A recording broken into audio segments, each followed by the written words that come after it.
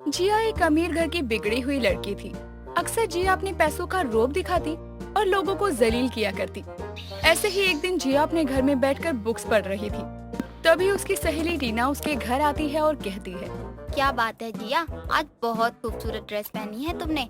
कितने का लाया और कौन सा ब्रांड है ये? ज्यादा महंगा नहीं है, मेरे डैड ने ऑस्ट्रेलिया से मंगवाया है, तो सोच लो कितने का होगा। और ये जो ड्रेस मैंने पहना है ना, तभी इसकी कीमत इतनी बड़ी है, वरना ये सस्ता ही दिखता है। हाँ, ये बात तुम्हारी बिल्कुल सही है। अगर इस ड्रेस को बाहर निकाल के रख दो तो शायद ही किसी को पता चलेगा कि ये ऑस्ट्रेलिया का है। बात तो ये है कि हमारी जिया इतनी खूबसूरत है कि वो कुछ भी पहन ले बहुत खूबसूरत दिखेगी। थैंक यू अर्टीना, एक तू ही तो है जो मेरी कदर जानती है। और बता, क्या खाएगी पिएगी? मैं मैंगो शेक पीऊंगी। और प्लीज अपने नौकर को बोल देना कि ज्यादा आइस ना डालें, क्योंकि मेरे गले में हल्की सी खराश है। जिया अपने नौकर को आवाज देती है और उसे 2 मैंगो शेक लाने को कहती है। ऐसे ही दिन गुजर जाते हैं और एक दिन जिया के पिता सुनील अपनी बेटी से शादी की बात करते हैं। बेटा, मुझे लगता है तुम्हारी शादी करा ही देनी चाहिए। तुम्हारा क्या ख्याल है? नो डैड प्लीज, मेरी अभी उम्र ही कहाँ हुई है शादी की। मुझे अभी शादी नहीं करनी। अगर आपको करनी है तो आप कर सकते हैं, मुझे मत फोर्स कीजिए प्लीज। लेकिन बेटा, मैंने अपने एक दोस्त से वादा किया था और तुम दोनों की शादी हमने बचपन में ही तय कर दी थी। मैं बस तुम्हें बता रहा हूँ, शादी के लिए तैयार हो जाना। नहीं डैड, समझने की कोशिश कीजिए, मुझे अभी शादी नहीं करनी। सुनील अपनी बेटी की एक नहीं सुनता और अपने पुराने दोस्त मुकेश का घर ढूंढते हुए उसके घर पहुंच जाता है और सुनील को देखकर मुकेश कहता है, सुनील जी, आप इस गरीब आदमी के घर में, बताइए क्या सेवा कर सकते हैं हम आपकी? गले तो मिल जा पहले। अरे ये सब क्या हो गया? तूने मुझे कुछ बताया क्यों नहीं? अरे बता देता, कुछ खबर तो देता मुझे। कैसे क्या कहता, किस मुंह से कहता? देख, आज तेरा दोस्त बहुत गरीब हो चुका है। मुझे तो लग रहा था कि अगर मुझे इस हाल में तूने देख लिया तो शायद पहचानेगा भी नहीं। तू ऐसा कैसे सोच सकता है मेरे भाई? तुझे याद है ना मेरा वादा? अरे हमने साथ मिलके अपने बच्चों की शादी का वादा किया था। मैं अपनी बेटी जिया का रिश्ता लेकर आया हूँ। क्या तू मेरी बेटी को अपनी बहू बनाएगा? पहले अपना ये हाथ जोड़ना बंद कर दे। और रही जिया बेटी की बात, तो हमारे साथ कैसे रहेगी वो? उसे नौकर चाकर ऐसो आराम की आदत है, तो हम कैसे बना ले उसे अपने घर की बहू? कैसे क्या? अगर वो हादसा तुम्हारे साथ ना होकर मेरे साथ हुआ होता तो भी क्या तुम यही बोलते? अरे मुझे कुछ नहीं पता। मेरी बेटी का रिश्ता आज मैं तय करके ही जाऊंगा। लेकिन मेरे दोस्त, अब तो मैं उस काबिल भी नहीं रहा कि उसे 2 वक्त की रोटी खिला पाऊं। कमाने वाला एक ही है और तुम फैसला कर लो, अपनी बेटी को महल में रखना है या इस किचन में। भूल गए क्या? हम भी कीचड़ से उठकर यहाँ तक आए हैं। और एक बात कह दूं, कमल का फूल कीचड़ में ही खिलता है हमेशा। तो मुझे अपने होने वाले दामाद पे पूरा यकीन है कि वो अपने परिवार के साथ अपनी बीवी का भी ध्यान अच्छे से रखेगा। सुनील की बात को सुनकर मुकेश उसे गले से लगा लेता है और अपने बेटे की शादी के लिए मान जाता है।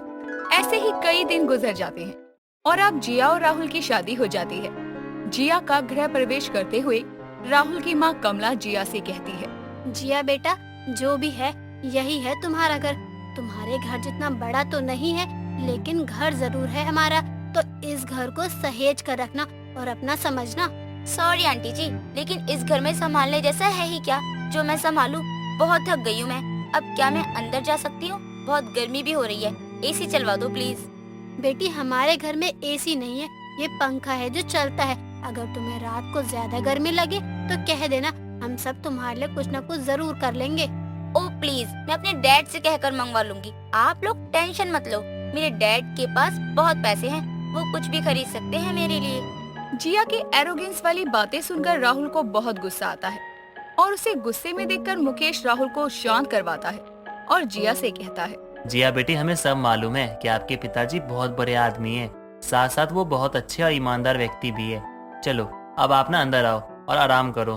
ठीक है अंकल, तो मैं कल अपने डैड के घर जाकर जरूरत की चीजें ले आऊंगी। मुझे ऐसे रहने की आदत नहीं है वैसे भी। जिया बेटा, आप अपने पिताजी के घर जरूर जाओ, लेकिन हाँ, अपने पिताजी के घर से कुछ भी मत लेके आना, क्योंकि ना मुझे अच्छा नहीं लगेगा कि हमारे घर की बहू अपने मायके से कोई सामान लेकर आए। ओ प्लीज अंकल जी, मैं अपने घर से कुछ भी लेकर आ सकती हूँ, मुझे कोई नहीं रोकने वाला। ठीक है, तुम कल चली जाना अपने पिताजी के घर, मुझे अब बहस नहीं करनी है। मुकेश जिया की बात मान लेता है और बिना कुछ कहे अपने कमरे में चला जाता है। ऐसे ही अगली सुबह जब जिया नहा धोकर तैयार होकर अपने पिता के घर अपने पति के साथ आती है तो उन दोनों को देखकर सुनील खुशी से कहता है, आइए आइए दामाद जी, और जिया बेटा तुम भी आओ। अरे बैठिए बैठिए और बताइए कैसा लग रहा है शादी का दूसरा दिन आप दोनों को। जी पापा जी, सब कुछ ठीक है और वैसा का वैसा ही है। अब शादी हो चुकी है, अब आगे देखते हैं क्या होता है। और जिया बेटी क्या लोगी, कुछ ठंडा मंगवा दूं या कॉफी लेंगी आप? क्या डैड, आप मुझसे ऐसे क्यों बात कर रहे हो? मैं आपकी बेटी हूँ, एक दिन में पराया कर दिया। नहीं बेटा, बस अब वो हक नहीं रहा तुम पर जो शादी से पहले था। अब तो पूरा हक दामाद जी और उनके परिवार वालों का है तुम पर। ओ डैड प्लीज, फुल ड्रामा हो रहा है, कितनी बोरिंग बातें कर रहे हो आप। डैड, मुझे आपसे कुछ कहना है, इट्स अर्जेंट। हाँ कहो ना, सुन रहा हूँ, बोलो। यहाँ हम अपने ही तो हैं, कहो। मुझे एसी, फ्रिज और बहुत सारी चीजें चाहिए जो उस छोटे से घर में सुकून दे मुझे। वहाँ कुछ भी नहीं है डैड, कैसे एडजस्ट करूँ मैं? मुझे माफ करना बेटा, लेकिन मैंने तुम्हारे ससुर से बात की थी इन सब चीजों के लिए। तुम्हारे ससुर जी ने कहा हमें दहेज में कुछ नहीं चाहिए, बस जिया बेटी ही चाहिए। तो किसने बोला था बनाने को? हाँ, आए बड़े जिया को अपने घर की बहू बनाने वाले। वो नहीं, मैं गया था उसके पास रिश्ते की बात करने के लिए। अगर तुम्हें मेरे साथ रिश्ता रखना है तो अपने ससुराल वालों से भी रिश्ता निभाओ। जिया अपने पिता की ऐसी बात सुनकर दंग रह जाती है और फिर अपने पति के साथ अपने घर लौट जाती है। ऐसे ही कई दिन गुजरते हैं। अब जिया भी अपने ससुराल वालों के साथ घुल मिलकर और हर परिस्थिति के हिसाब से ढलना शुरू कर देती है। ऐसे ही एक दिन जब जिया बीमार थी और काम कर रही थी, तभी उसकी सास उसे कहती है, क्या हुआ जिया बेटा, तबीयत तो ठीक है ना तुम्हारी? कोई परेशानी है तो मुझे बताओ। माँ जी, बहुत अजीब सा लग रहा है, पता नहीं गला इतना क्यों सूख रहा है। जिया, तुम्हारा शरीर तो बुखार से तप रहा है और तुम्हें इतने तेज बुखार है, फिर भी तुम काम कर रही हो। पागल हो क्या?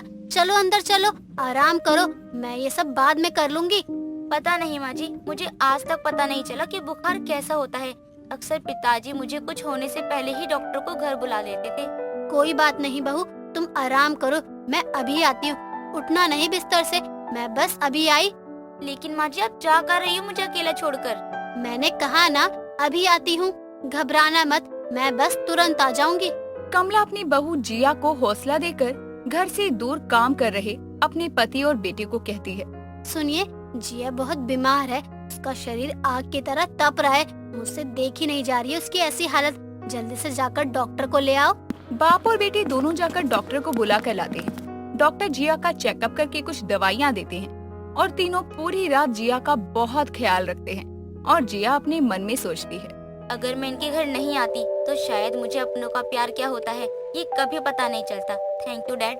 जिया को एहसास होता है कि उसके पिता ने जो भी किया वो इसके लिए कितना सही था। उन्होंने अपनी अमीर घर की बेटी को गरीब घर की बहू बनाया, लेकिन इसी में जिया की ही खुशियाँ थी और जिया का ही अच्छा नसीब था कि उसे अच्छा परिवार भी मिला। बेटे की चाह में शराबी मुरली के घर में 5 बेटियों का जन्म हो गया। पत्नी की कमाई से शराब पीने के अलावा मुरली पूरा दिन कुछ नहीं करता। मुरली की सुनंदा से शादी होने से पहले ही मुरली नशे के राह पर निकल चुका था। शादी के बाद भी मुरली की शराब पीने की आदत नहीं गई। शादी के कुछ समय बाद ही मुरली की पहली संतान ने जन्म लिया, जो लड़की थी। मुरली और सुनंदा दूसरी लड़की के जन्म से मुरली दुखी हुआ और कहने लगा, अगली बार तो लड़का ही होगा सुनंदा, बेटा चाहिए बस मुझे और कुछ नहीं पता। मुरली, 2 बच्चे ही काफी है। तू चुप रहे, जो मैं चाहता हूँ वही होगा, बस जैसा मैं बोल रहा हूँ वैसा ही कर। नहीं, मैं आपकी बात नहीं मानने वाली। लड़के और लड़कियाँ एक बराबर है, हमें वैसे ही 2 लड़कियाँ हैं। ज्यादा चपर चपर मत कर, वरना तेरी दोनों बेटियों को ट्रेन के आगे फेंक दूंगा। और तू ये बात अच्छे से जानती है, जो मैं बोलता हूँ वो मैं करता भी हूँ, फिर चाहे उसका परिणाम कुछ भी हो। सुनंदा अपनी बेटियों की वजह से मुरली की हर बात मानती। इस तरह मुरली के घर में 2 और बेटियों का जन्म हो गया। एक रोज मुरली रात में शराब के नशे में धुत घर आता है और अपनी 4 बेटियों से कहता है, तेरी माँ कहाँ है? पापा, माँ तो अभी तक आई नहीं है। बोल कर गई थी कि लेट आएगी काम पर से। इतने रात हो गई है और तेरी माँ अभी तक घर से बाहर है। ऐसा कौन सा काम करती है तेरी माँ? आने दे, आज मैं इसको बताता हूँ। इसका घूमना फिरना बहुत हो रहा है, बंद करवाता हूँ। थोड़ी देर में ही सुनंदा घर आ जाती है और चारों बेटियों को बुलाती है। इतने में मुरली आता है और कहता है, आ गई। इतनी रात में कौन सा काम होता है जो 4 बेटियों की माँ होकर पराए मर्दों के साथ इतनी रात तक रहती है तू? आज के बाद तू घर पर ही रहेगी। आपका दिमाग तो खराब नहीं हो गया? बच्चियों के सामने ऐसी बातें बोल रहे हो। मैं बाहर काम करने जाती हूँ और मैं ना जाऊँ तो घर में खाने के भी लाले पड़ जाएंगे। खुद से तो शराब पीने के अलावा कुछ होता नहीं है और मुझ पर फालतू इल्जाम लगा रहे हो। ज्यादा जुबान चलाती है, अभी बताता हूँ तुझे।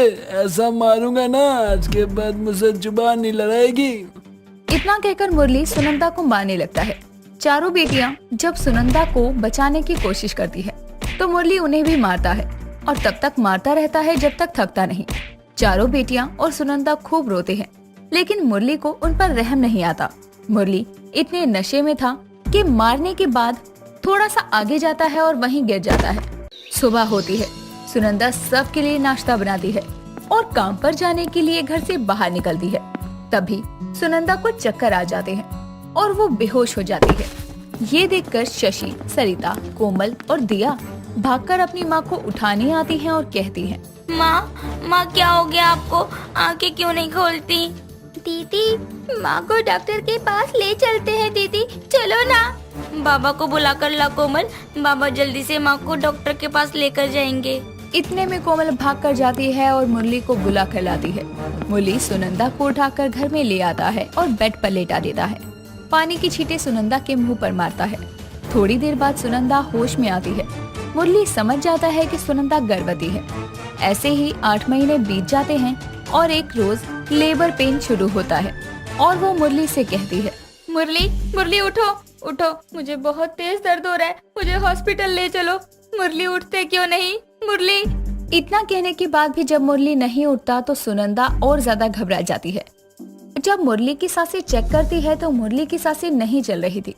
मुरली का निधन हो चुका था ज्यादा शराब पीने की वजह से। इसके बाद सुनंदा जोर जोर से रोने लगती है। सुनंदा की रोने की आवाज सुनकर उसकी चारों बेटियां आ जाती हैं। माँ क्या हो गया आपको? आप रो क्यों रही हो? माँ चुप हो जाओ। हाँ माँ, आप रोना बंद कर दो। आपको ऐसे रोता हुआ देखकर नहीं देखा जा रहा मुझसे।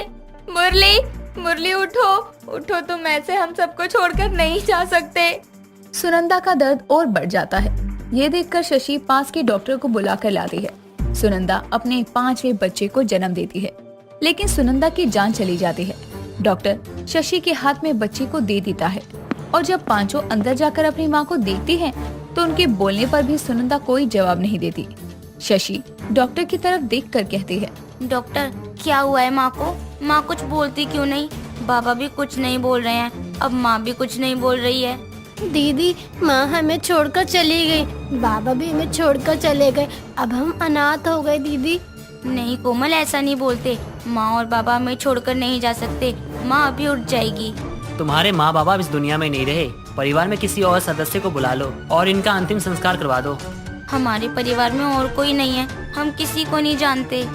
डॉक्टर को ये सुनकर पांचों बच्चियों पर दया आती है और वो पांचों बच्चियों के साथ मोहल्ले के लोगों को बुलाकर सुनंदा और मुरली की चिता को शमशान घाट ले जाता है। शशि और उसकी सारी बहनें भी उनके साथ शमशान जाती हैं और दोनों की चिता को अग्नि दे देते हैं। शमशान घाट से आते वक्त तेज तेज बारिश होती है। पांचों बहनें घर जाकर देखती हैं तो उनका कच्चा घर घिर जाता है। उनका घर मलबे में दब जाता है और ये देखकर शशि कहती है, हे भगवान, हमसे तो आपने सब कुछ छीन लिया है, माँ बाबा और घर। हमें भी अपने पास बुला लेते, हमें क्यों छोड़ दिया? हमें भी अपने पास बुला लेते। ऐसा नहीं बोलते बेटा, भगवान जो भी करता है ना अच्छे के लिए करता है। हम अनाथ हो गए, इसमें क्या अच्छा है? दीदी, अब हम कहाँ जाएंगे और क्या करेंगे? बस अब चुप हो जाओ। मेरे होते हुए ना अब तुम पांचों को चिंता करने की कोई जरूरत नहीं है। अब से तुम पांचों की जिम्मेदारी मेरी है। नहीं, मुझे घर जाना है, मैं आपके साथ नहीं जाऊंगी। माँ मना करती है किसी भी अनजान आदमी के साथ जाने के लिए। मुझे माँ के पास जाना है। बस दिया, चुप हो जाओ। जैसा मैं कह रही हूँ वैसा ही करो। इसके बाद डॉक्टर पांचों अनाथ बेटियों को अपने साथ अपने घर ले जाता है। उस डॉक्टर की शादी को 19 साल हो चुके थे, लेकिन उनके कोई भी संतान नहीं थी। जब डॉक्टर पांचों को अपने घर लेकर आता है तो ये देखकर उसकी पत्नी कहती है, अरे इतनी सारी लड़कियाँ कहाँ से लाए आप? और ये लड़कियाँ हैं कौन? आप इन्हें लेकर यहाँ पर क्यों आए हैं? ये वही लड़कियां हैं जो आधी रात को बुलाने आई थी। इनके माँ बाबा दोनों का निधन हो गया और इनका घर बारिश की वजह से टूट गया, तो मैं इन्हें अपने साथ ले आया हूँ। अब ये हमारे साथ ही रहेंगी। लेकिन हम इन्हें ऐसे कैसे अपने घर में रख सकते हैं? आप चिंता मत कीजिए आंटी, हम यहाँ ज्यादा दिन तक नहीं रुकेंगे। जितने भी दिन यहाँ रहेंगे आपको बिल्कुल भी परेशान नहीं करेंगे। आंटी ऐसा मत बोलिए, आप जैसा बोलेगी हम वैसा कर देंगे। घर का भी सारा काम हम कर लेंगे। शशि की ऐसी बातें सुनकर डॉक्टर की पत्नी की आंखें भर आती है और वो भी रोते हुए शशि को गले से लगा लेती है। इसके बाद पांचों अनाथ बेटियों को डॉक्टर के साथ रहने का मौका मिलता है। डॉक्टर चारों का एडमिशन स्कूल में करवा देता है और उनकी देखभाल डॉक्टर की पत्नी बहुत अच्छे से करती है। पांचों को कभी भी अनाथ होने का एहसास नहीं होने देती।